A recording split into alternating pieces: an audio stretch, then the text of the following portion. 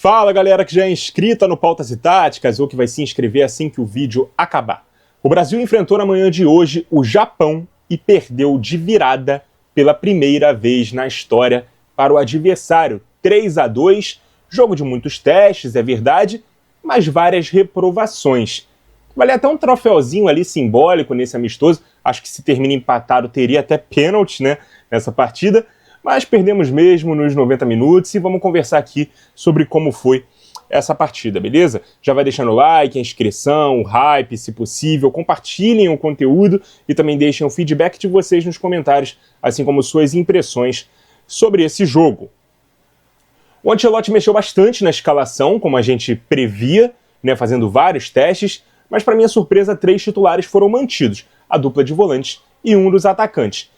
Hugo Souza, como prometido, foi o titular no gol, Paulo Henrique na lateral direita, Fabrício Bruno e Beraldo na zaga, Carlos Augusto na lateral esquerda, Casemiro e Bruno Guimarães, os dois volantes, Luiz Henrique na ponta direita, né, o Paquetá nas prévias estava aqui mais como um meio avançado, né, e o Gabriel Martinelli na ponta esquerda com o Vini Júnior na frente. A gente tinha que esperar para ver se ele realmente ia manter esse 4-2-3-1 das prévias, né, usado inclusive no jogo passado, ou se seria um 4-3-3, a exemplo do que foi usado contra a Bolívia, quando o Paquetá foi titular no meio-campo. Eu ainda tinha essa dúvida, né, quanto a se o Ancelotti enxerga mais o Paquetá mais como 8 ou mais como 10.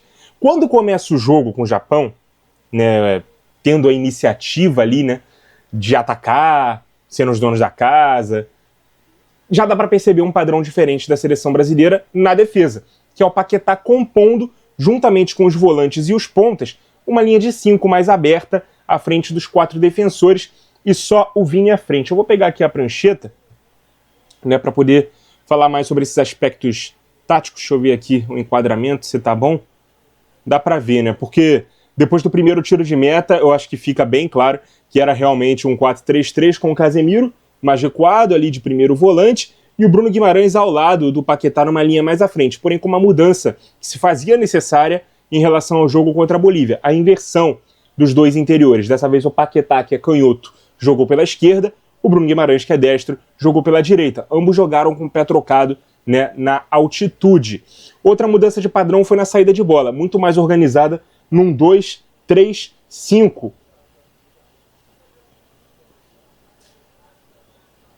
Os dois laterais por dentro, fazendo um apoio alternado, né, e deixando o do lado oposto de base, com os zagueiros migrando, né, para um 3-2-3, saída de 3+2, né, na saída de bola. Por exemplo, quando o Carlos Augusto subia mais, o Paulo Henrique ficava, quando o Paulo Henrique subia mais, aí o Carlos Augusto ficava, mas sempre partindo realmente desse 2-3-5, né, e é diferente, inclusive, do papel que o Ancelotti vinha fazendo em relação a qual lateral teve mais liberdade. No caso, foi o lateral esquerdo, foi o Carlos Augusto.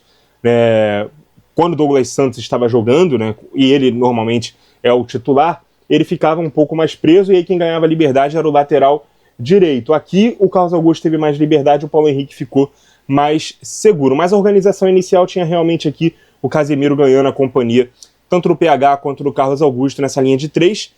E aí mais à frente os dois camisas 8 ocupando os meios espaços, os pontas abertos. Claro que o Vini tinha tendência de encostar mais pelo lado esquerdo, assim como ele fez no jogo contra a Coreia, mas partia desse posicionamento mais centralizado e sempre procurando ficar mais à frente da linha de defesa do Japão e não entre os zagueiros, para poder atacar os espaços quando fosse acionado. Ainda assim, cara, o Japão ele se organizava num 5-3-2 sem bola. Marcava mais dentro do próprio campo, né, do que a Coreia fez, né, lá naquela primeira partida dessa data FIFA.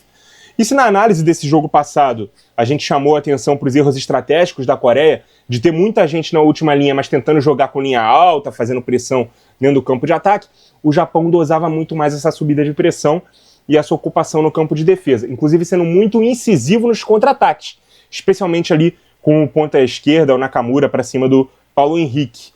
Na direita, o Carlos Augusto também estava tendo dificuldades para lidar com as combinações entre o Kubo e o ala direita, né, o Doan. Especialmente ele para sair jogando, ele teve muito essa dificuldade, né? Com bola ele conseguia dar umas escapadas e sair de trás. A primeira jogada de finalização do jogo foi só aos 10 minutos, uma bola afastada pelo Beraldo, numa tentativa de bola longa do Japão. O Vini dominou para a perna direita, mas ele deu um tapa muito forte, não alcançou. O Martinelli fez o facão, tentou aproveitar, mas finalizou mal e a bola foi para fora. Aos 21 minutos do primeiro tempo, o Japão perdeu um gol embaixo da trave, né? O Doan fez uma ótima jogada ali pela direita, tocou no Minamino dentro da área, que cruzou no segundo pau pro Ueda, mas ele não conseguiu finalizar, sozinho ali, né, no segundo pau. Mole incrível ali dado pelo Brasil, que se livrou de começar o jogo já perdendo. O Brasil tinha muitas dificuldades de entrar na área do Japão lá na frente, e também para sair jogando desde trás, porque a marcação do Japão estava ali encaixada, né, dificultava a saída de bola, até porque se o Brasil fazia essa saída de 2 mais 3 e o Japão no 5-3-2 encaixava 2 atacantes nos 2 zagueiros, precisando então o Brasil fazer esse ajuste, né, de às vezes recuar um lateral quando soltava o outro, e isso acontecia conforme o lado que se atacava, né, essa pressão dos donos da casa dificultava ali a saída de bola do time do Ancelotti, que até os 25 minutos tinha mais posse de bola, mas bem menos efetividade. Eram 4 finalizações dos japoneses contra apenas uma nossa. Mas, no minuto seguinte, né, aos 26, sai o gol do Brasil. Grande jogada pela direita, uma triangulação ali que começa e termina com o Paulo Henrique, passando pelo Paquetá. E o Bruno Guimarães, que é exemplo do jogo contra a Coreia, achou ali uma linda enfiada de bola para o lateral direito do Vasco bater cruzado de trivela no canto oposto do goleiro. Aos 31 minutos, o segundo gol do Brasil. O Paquetá fez um lindo passe ali, né, deu uma colherada na bola por cima, depois do Vinícius Júnior acioná-la por dentro. O Gabriel Martinelli deixou a bola quicar, saiu na cara do goleiro, bateu cruzado e ampliou o marcador. Era justamente o pior momento do Brasil no jogo, mas o time conseguiu ali 2 gols em jogadas trabalhadas pelos lados e ganhou, pelo menos momentaneamente, uma certa tranquilidade na partida. A única finalização no alvo do Japão no primeiro tempo foi aos 38 minutos, uma tentativa de fora da área, mas a bola saiu fraca nas mãos do goleiro Hugo Souza. Números do primeiro tempo: 5 finalizações do Japão, 1 no alvo, contra 3 no Brasil, 2 no alvo, os 2 gols. 69% de posse de bola para o Brasil contra 31% do Japão. O segundo tempo começou sem trocas, né, de ambos os lados, mas não demorou muito para o Japão diminuir o placar. Aos 6 minutos, o Fabrício Bruno errou o passe forçado ali na saída de bola, o Minamino não perdoou, 2-1. Situação nova para vermos como o Brasil do Ancelotti iria se comportar. Até então, apenas um gol sofrido, sob o comando do treinador, que foi o do 1-0 contra a Bolívia na altitude. Nessa situação, o Brasil ainda estava vencendo o jogo por 1 gol de diferença, mas jogando contra um time mais qualificado, jogando bem e pressionando pelo empate. Aos 11, o Ancelotti fez 3 trocas, saíram o Martinelli, o Vini e o Bruno Guimarães, entraram o Rodrigo pela esquerda, o Matheus Cunha de centroavante e o Joelinton, né, na dupla não, né, até o momento ainda estava ali numa trinca de meio-campistas. Os 2 primeiros, inclusive, foram titulares na sexta-feira, o terceiro fazendo seu primeiro jogo aí sob o comando do técnico italiano. Aos 16 minutos, a melhor jogada do Brasil, a melhor primeira jogada do Brasil no segundo tempo. O Luiz Henrique acionou o Paquetá da direita para dentro, ele enxerga a penetração do Casemiro desde trás, fez o passe em profundidade para ele chegar batendo, mas estava sem ângulo, e aí o goleiro fez a defesa. No minuto seguinte, gol de empate do Japão. Cruzamento vindo da direita, o Nakamura aparece na área da esquerda para finalizar cruzado, e o Fabrício Bruno, que já tinha falhado feio no primeiro gol, tentou cortar, a bola desviou na canela dele e entrou. Gol contra, então, do zagueiro do Cruzeiro. Aos 20 minutos, o Japão teve mais uma jogada ofensiva, mas a defesa do Brasil estava postada, o Casemiro travou a finalização.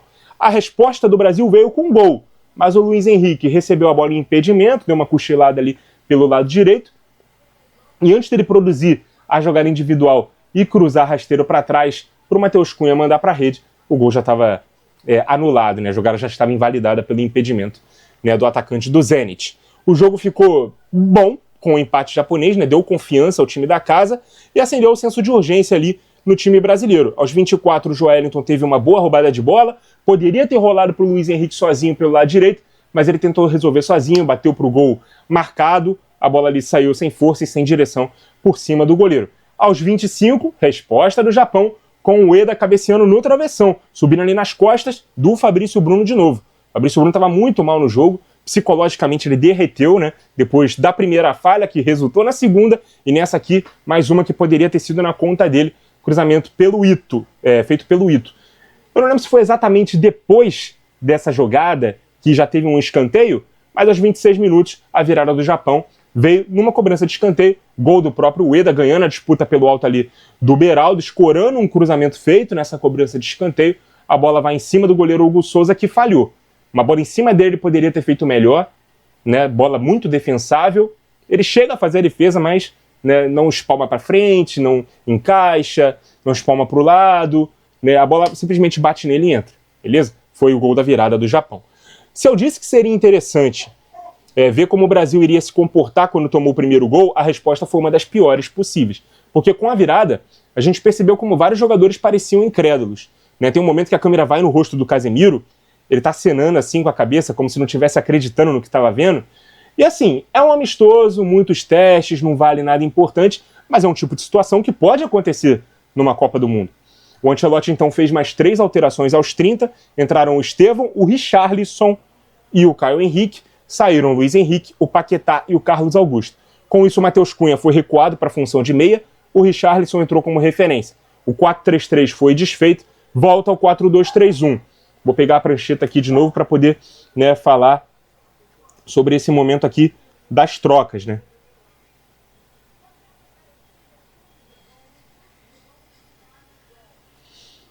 O Joelinton passou a jogar então aqui numa dupla de volantes com o Casemiro. O Paulo Henrique ganha mais liberdade para subir, né? O Ancelotti voltou para o plano A, né? Que é ter o Estevão ali centralizando para o lado do Matheus Cunha, ao exemplo do que foi o jogo contra a Coreia. O lateral direito, né? Tendo mais liberdade para poder subir. Eu fiquei curioso para ver como o Caio Henrique iria se comportar precisando fazer essa função que ele não está habituado, né? De ser esse lateral base. Talvez fosse até interessante recuar aqui o Casemiro e fazer o Caio Henrique jogar um pouco mais por dentro, né? Aproveitar as características principais, né, do jogador do Mônaco, de ser um lateral invertido, mas não foi o que aconteceu. E esse é um tipo de ajuste que precisa acontecer. Eu já não gosto de zagueiro canhoto precisando jogar, fazendo cobertura do lado direito, atuando centralizado em linha de 3. Eu sempre chamo a atenção para isso, inclusive, quando joga o Gabriel Magalhães, né? E então imagina o Beraldo, que não tem a mesma qualidade, né? Um jogador que teve a sua convocação até contestada, inclusive por mim,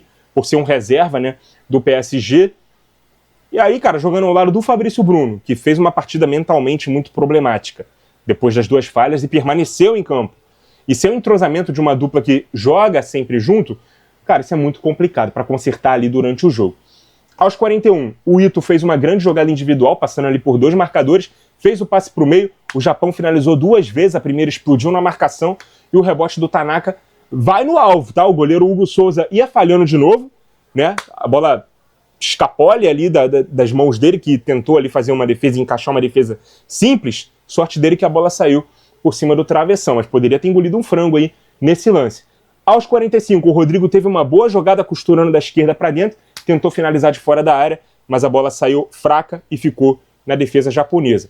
Aos 46, o Estevão fez boa jogada pela direita, cruzou na cabeça do Richarlison.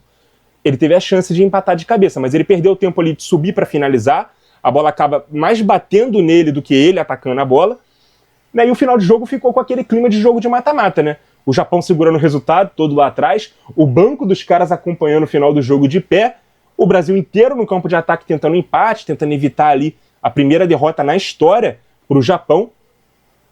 Aos 49, o Joelinton teve uma chance de finalizar da entrada da área, ali do bico da grande área, mas a bola foi nas mãos ali do goleiro Suzuki, uma defesa bem simples ali do goleiro fazer. E aos 50, praticamente última chance do jogo, o Richarlison finalizou em cima da marcação e o time do Japão fez uma cera ali, né, para gastar, né, um minutinho final. Terminou o jogo assim, né, 3-2 para o Japão. Números finais, 15 finalizações do Japão. Lembrando que o primeiro tempo terminou com 5 finalizações do Japão, ou seja, foram 10 ao longo do segundo tempo, 3 gols.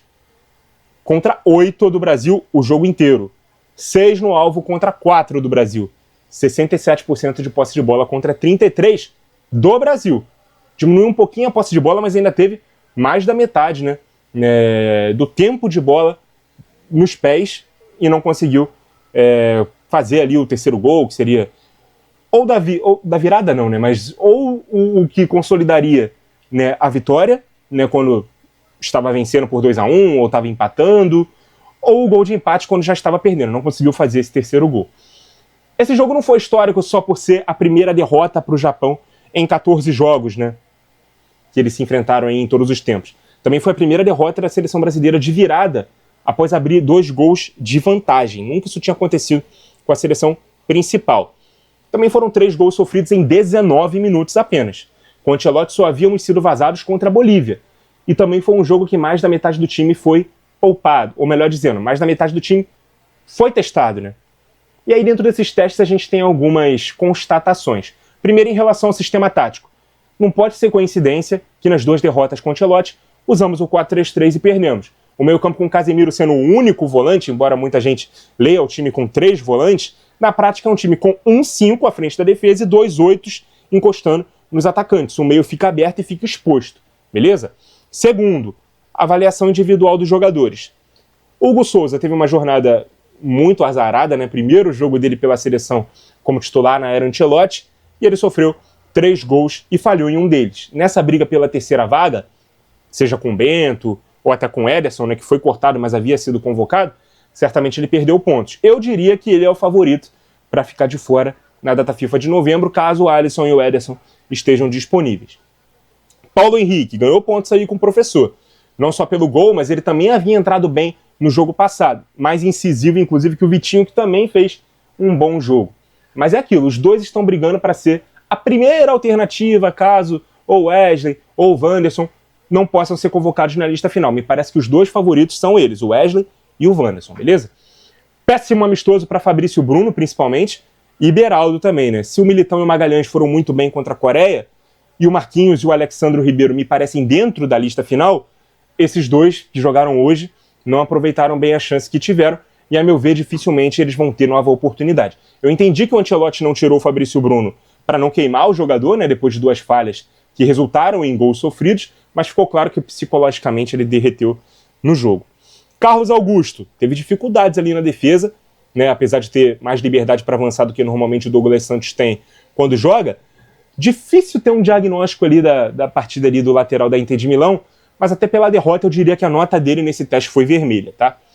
Do meio campo eu já falei, né, o formato não ajuda muito o Casemiro, por mais que o Bruno e o Paquetá sejam bons jogadores, o Bruno precisa atuar em dupla com o Casemiro, e o Paquetá provavelmente vai ser opção de banco mesmo, pensando num time que se deu melhor jogando no 4-2-3-1 e usando camisas 10 com mais características de atacante, o que leva muita gente, até na imprensa, erroneamente, a dizer que nesses casos o time joga no 4-2-4, eu acho que o Paquetá realmente vai ser mais opção de camisa 8 e não de 10. Gente, o Brasil não joga no 4-2-4 nunca. Quando o Matheus Cunha jogou e foi titular contra a Coreia do Sul, ele jogou de 10. Basta ver o jogo e basta ver as funções que o jogador tem. Não é porque são 4 atacantes no rótulo, na posição, na formação, que é 4-2-4. O Matheus Cunha fez a função de 10 e o Vini de 9, trocando com o Rodrigo muitas vezes, beleza? No jogo contra a Coreia. Hoje ficou claríssimo o 4-3-3. O Cunha, quando entrou no lugar do Vini. E aí, quando o Richarlison entra, o Cunha vem fazer novamente a função de 10. O time não passa a jogar no 4-2-4 e o Richarlison vai ser o 9, beleza? Que isso fique claro.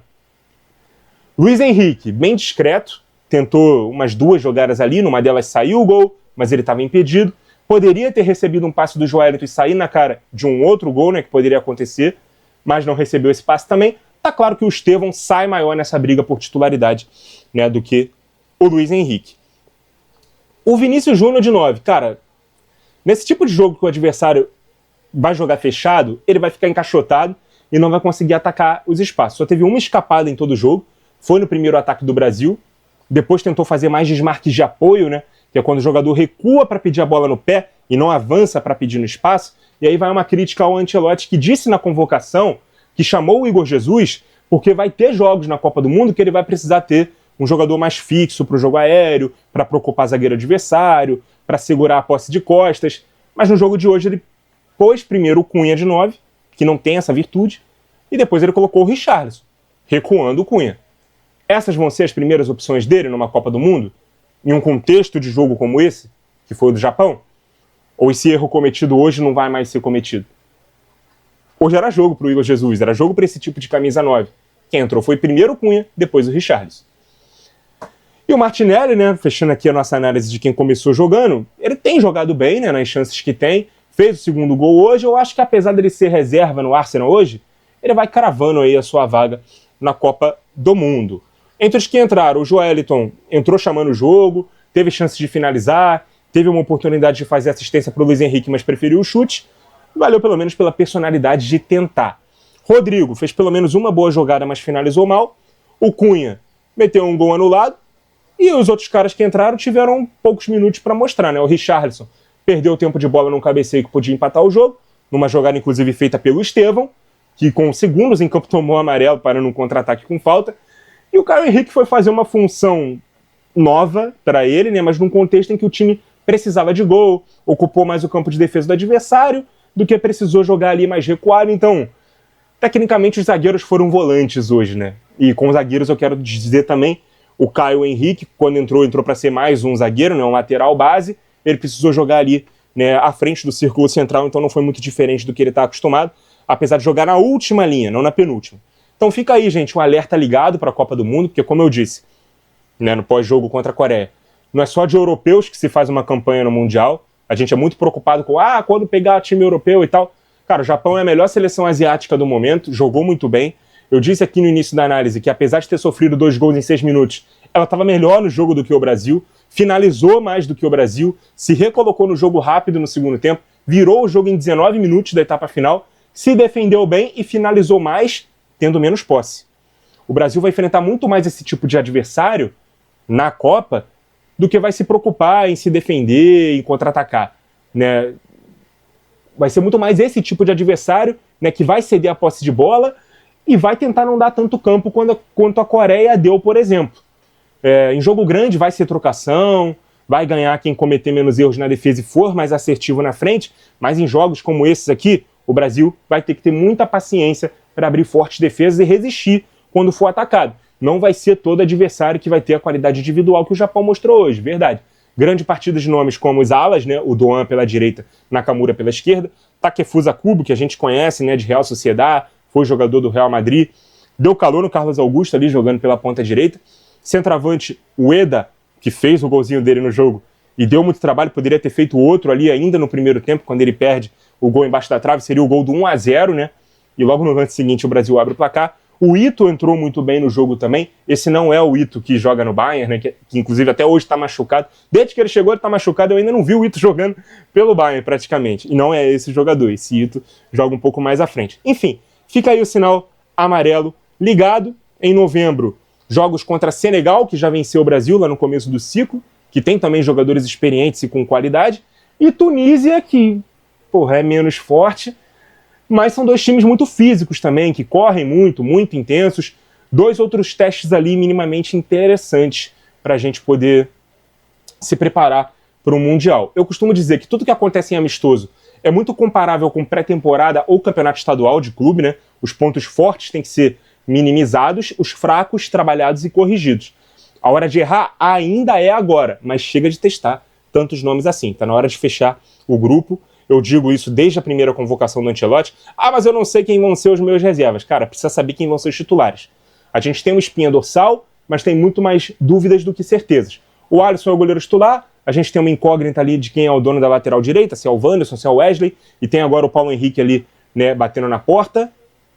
Temos pelo menos uma dúvida na zaga. Eu acho que o Marquinhos me parece mais garantido. O Magalhães eu acho que ainda tem uma briga ali com o Militão e até com o próprio Alexandro pela titularidade. Lateral esquerda, acho que o Douglas me parece ser o dono ali realmente da posição. Assim como os 2 volantes vão ser Casemiro e Bruno. O Estevão é cada vez mais titular. Basta ver se realmente vai ser na ponta direita ou se vai ser pelo meio, porque o Rafinha vai jogar. O Rafinha pode jogar pela direita ou pelo meio também. O Vini também é titular. A gente não tem um 9. A gente não sabe quem vai ser o 10. O Vini vai ser esse 9? O Rodrigo vai jogar pela esquerda e o Rafinha de 10? Ou o próprio Rafinha vai ser esse ponta esquerda, o Cunha vai ser o 10 e o Vini vai ser o 9. Ou o Vini volta para a ponta, né, para entrar talvez ali o João Pedro ou o próprio Cunha de 9. Então são perguntas que a gente precisa responder depressa, consolidar o time titular. E para quem está preocupado com ter opções testadas para caso alguém se machucar, é nesse tipo de situação que conta ali o momento. Não é para ficar trocando de peça titular por causa só de momento. Lá em maio, se o dono da posição não estiver disponível, aí você chama quem estiver voando para a Copa. Ponto. Montar a seleção é assim. Não se tem tempo a perder. Em novembro, então, a gente volta aqui no canal para discutir mais a seleção brasileira, repercutir convocação, os amistosos aí contra as seleções africanas e ver o que a gente tira de conclusão desse primeiro ano do Ancelotti no comando da Amarelinha. Muito obrigado a você que acompanhou o vídeo até aqui. Continue ligado no nosso canal. E até a próxima!